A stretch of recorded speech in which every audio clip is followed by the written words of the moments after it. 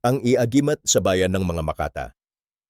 Sa bawat pag-agos ng tubig sa ating mga ilog, naroon ang pangarap ng bayan, mga proyektong dapat mabligtas sa mamamayan mula sa baha.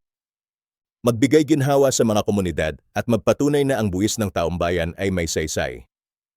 Ngunit muling nabahiran ng dumis ang pangarap na ito.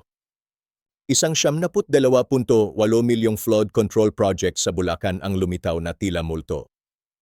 Walang bakas ng konstruksyon, walang haligi ng tulay, walang kanal na dumadaloy.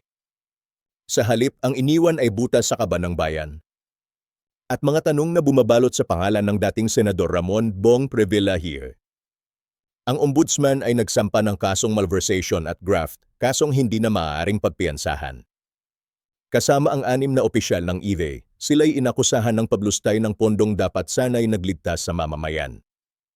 3 dating opisyal at 1 kontraktor ang pumayag na maging saksi, tanda ng pagnanais na ilantad ang katotohanan.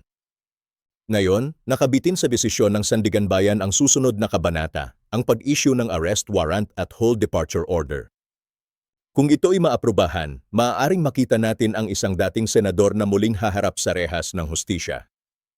Kung ang hustisya ay tunay na maghahari, naway maging aral ito na ang kapangyarihan ay hindi pananggalang sa batas at ang bayan ay hindi dapat gawing laruan ng katiwalian.